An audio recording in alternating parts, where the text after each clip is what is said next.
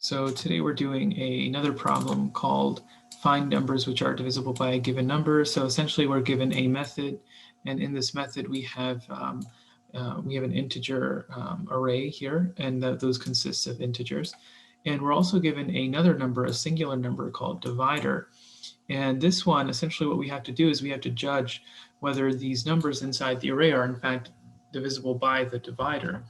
And for any given number which is divisible by the divider, we group that in an array which essentially consists of other numbers which were divisible by the divider. So we're not actually returning the result of the division problem. We're in fact returning whether or not that number is divisible by the number that we're provided with, which in this case is the divider. So of course, ultimately we would be returning an array which actually consists of numbers which are divisible by the divider that we were provided with in the method parameter here, in the method signature, so to speak. So actually I have the test case that we're given, and I actually have numbers as an initialized array because I would actually have to explicitly state the array in order for it to exist. It doesn't that isn't the problem with Codewars, because obviously Codewars has given me the array in a particular method, but here I'll actually have to explicitly state that method, or that array rather. So we know that we have to return a new array, right? So creating that new array really isn't the problem. The problem is the length of that array. So of course we would want to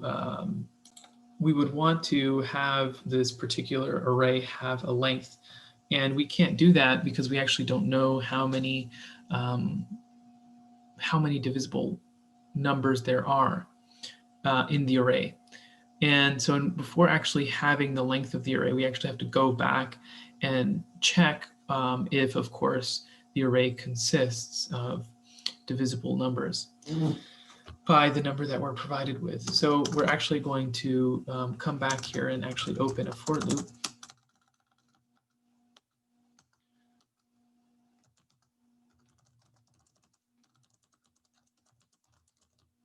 And we're going to call this array numbers. Of course, it's called numbers. Numbers.length. Each time.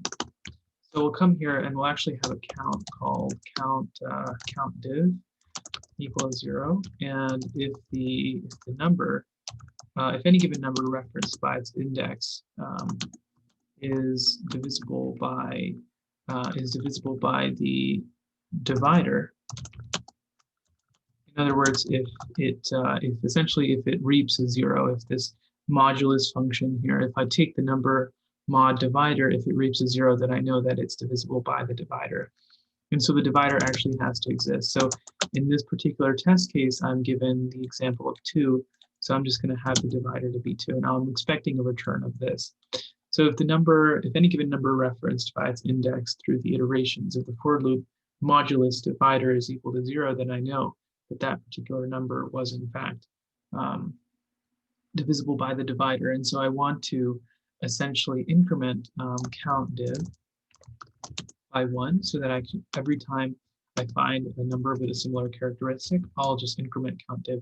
So countDiv is actually the length of my array.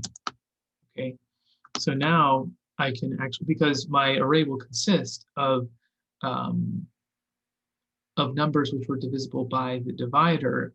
And so if I have only 3 numbers, then if I only have 3 divisible numbers, then my new array will actually have a length of 3, because I only have 3 elements, which were of course those elements which were divisible by the divider. So then instead of having new array up here, I can have it down here. And what this would do is it would allow me to use countDiv, which hadn't existed before on line 11, but now exists on line 21. I can use countDiv to initialize the length of the array. And now I can begin populating.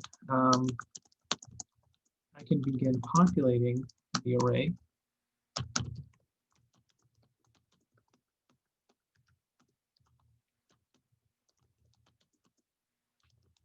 Well, so essentially what I want to do here is I want to say, okay, if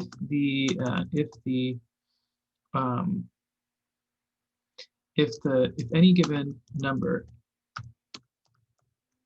referenced by the index modulus 2 or modulus the divider equals 0, then I know that that number was divisible by the divider. And so essentially what I want to do is I want to populate new array with that particular number that was in fact divisible by the divider. And if I put I here, then I'm actually just going to start populating the array from where I found the divisible number. I actually want to start populating this array starting at 0. So I actually I'm going to make a new array or a new integer called index, which is going to allow me to populate new array from index while still being able to access a particular index in numbers. So I is a pointer for the numbers.length. For I is the pointer for the numbers array, and index is the pointer for the new array.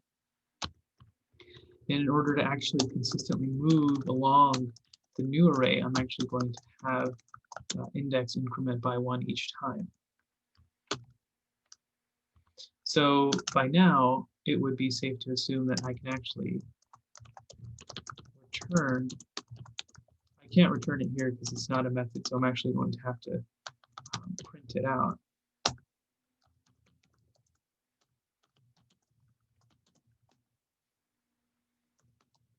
now I'm going to return new array.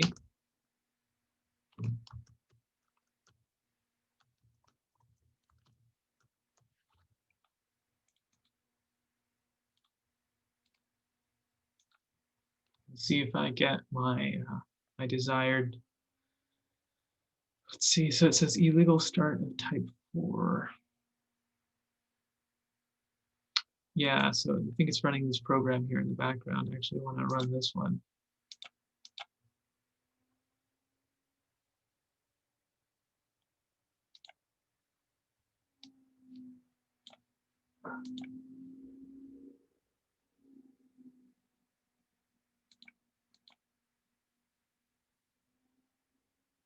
It seems to always pop up the previous program. So I think what I'll do is I'll just take this code here and run it through the code editor on Codewars.